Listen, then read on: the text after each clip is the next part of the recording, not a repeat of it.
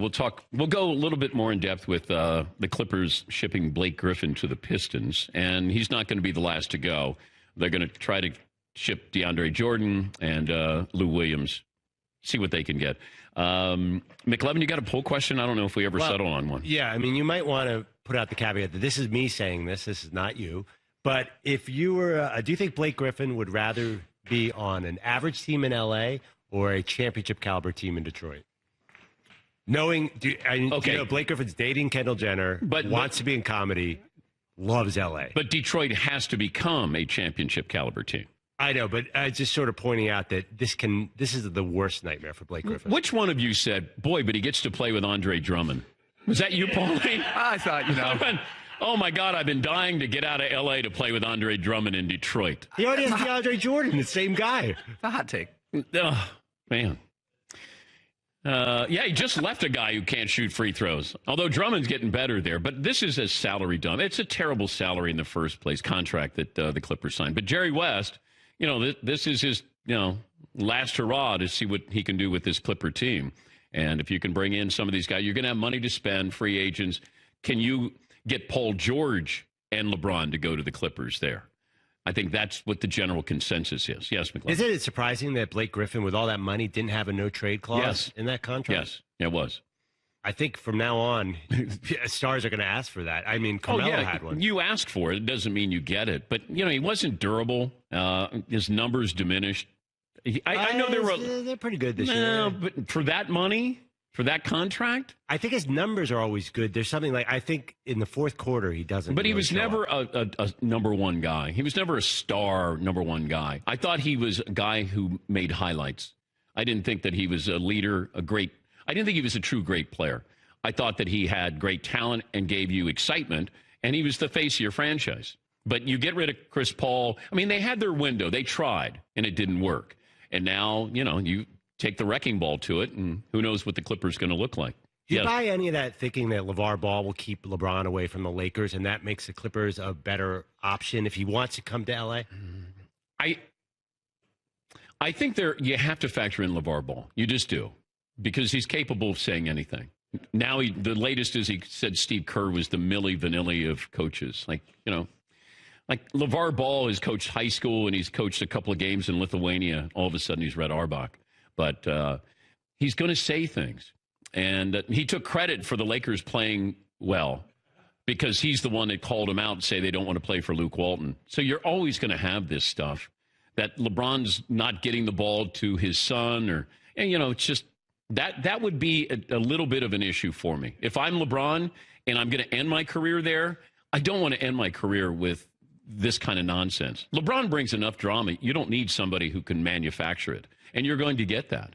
Yeah, Fritzy. And if he can bring not only the Cavaliers, but then the lowly or once lowly Clippers a championship, a team that lost their two big stars now, Paul and Griffin, who had no identity. They have no identity. They had no identity then. The two guys that we had any kind of relationship with as a team are both gone. And keep LeBron away from the Lakers at the same time. That would be huge. Yes, McLevin. Steve Ballmer money. I don't know if that helps.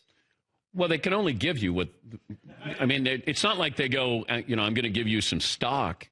Or I'm not. He's not getting part ownership of the Clippers. It's, hey, if you come in, I guarantee you that we'll spend money and we'll try to build something around you. Did we discuss? Wouldn't it be a great idea to say, LeBron, we'll give you 1% of the team? I know you can't do it, but it almost feels like he could be an owner player, because he runs the show, right? But why not do that in Cleveland? I know. Wouldn't that be perfect? Yes. If Dan Gilbert wants to get out. Remember the story I told you, and I was told by somebody who was actually involved in this, that Dan Gilbert, they wanted to swap. Gilbert wanted to take over the Pistons, and they were going to have the Pistons owners take over the Cavaliers. How crazy is that? Sounds like the USFL when they traded franchise, like Arizona and the Chicago Blitz. Yeah. I saw this story, and it says Warriors could set up talks with LeBron James if max deal is available. They can create a max salary slot this offseason, sources told ESPN. It looks like LeBron James is going to decline his $35.6 million player option and become an unrestricted free agent for the third time in his career, although re-signing with Cleveland is not out of the question. But I guess what they're looking at is maybe the Warriors could build an offer around Klay Thompson and Andre Iguodala So it'd be a sign and trade scenario for Golden State with LeBron James. Wow. Okay. To make the sign and trade possible, Golden State would also have to need Kevin Durant to decline his player option and take even less than his current salary of $25 million. In addition to moving Sean Livingston's salary, they'd have to fill out their bench with players making the league minimum. Why? There's more detail here than I thought. But if you're the Warriors, why would you do that to your roster and go after LeBron James? Why not keep Klay Thompson? I mean, what's the age difference between Klay Thompson and LeBron James, Paulie? I think we're at 5 years. I'll double check with 5. I think it's 5. And I understand the Andre Iguodala, but, that's a lot. There's a lot of detail here. I would want to see that team, though. Wouldn't you want to? Oh, well, yeah, I'd like to see it, but I don't know. There's part of you. If LeBron went to Golden State, he'd get roughed up. Oh, look at Durant. He got killed. Yes. And LeBron would be times 10. Yes, it would. Yeah. But I don't know. Certainly a January story or beginning of February caught my eye. I don't know if, that's realistic. But, that GM, Bob Myers, is very aggressive. And, they'd talked about Anthony Davis. I mean, they've talked about other players who could play for Golden State. But LeBron James going there, he says he would listen to Golden State. Yeah, I guess you do that. But I don't see LeBron going, how about LeBron takes less to go to Golden State? Why does everybody else have to take less? And how's that going to go over? You're going to have to trade Klay Thompson and Andre Iguodala and what else to get LeBron James? Well, how else would LeBron get to 6 titles unless I'm not sure is there any other situation where he can challenge the Warriors? Well, Houston still is, it keeps coming up. Yeah. If you think that that's a viable option, but that's weird though, because Harden has the ball, Chris Paul has the ball, and LeBron has the ball. That's the dynamic I don't understand. It sounds good, like, hey, they're friends and they can go play. It doesn't always work that way. But the Lakers or Clippers, you're not going to win there. He's not going to the Clippers. No, I don't see that. Sixers? Well, I wondered about that. If he looks at if he knew Embiid was going to be healthy and Ben Simmons is the real deal, but you got Markelle Fultz, who you have no idea. But there's a young nucleus there. That's a better nucleus than you have with the Lakers. And that's why I thought, and I'd heard this a while ago, and then it finally surfaced that don't rule out Philadelphia. I don't know. We're going to get to the point where don't rule out Sacramento and don't rule out Orlando. And yeah, Paulie. It is funny that the headline in the story, like, there's not much to it. But then your mind starts churning of these possibilities. We all love change. Yeah. I mean, if we had told you that Kevin Durant was going to go there a year before Durant went there, it would have sounded unlikely. Yeah, I would have been surprised at that. Let me dive into this with what happened with the Clippers. I don't know who saw this coming, Reg, that they were going to deal him after they signed him to that, embarrassing contract, and then you send him to Detroit. What do you make of this deal? I think it's a win, really, for both teams. Look, Blake is a very, very, very good player, but he's not a great player, Dan. And we all know about the injuries. He's injury-prone. With the big three, they were never able to get out of the second round with Chris Paul and obviously with DeAndre Jordan and Doc Rivers, a NBA championship-winning coach. They were never able to get out of the second round. What's upsetting is there was a lot of things put on the table to woo him back for him to sign. You're a Clipper for life. We're going to retire your jersey. And then within this year, he gets traded. So, you put all those things together. Now you ship him to Detroit to team with Andre Drummond. Right now they're currently Detroit's in the 9th spot, 2.5 behind Philly for that 8th spot in a weaker conference. So it's a win for Detroit. It's also a win for the Clippers because now you're not saddled with an average salary of $35 million over the next 5 years from Blake. You get 2 young pieces in Tobias Harris, Avery Bradley.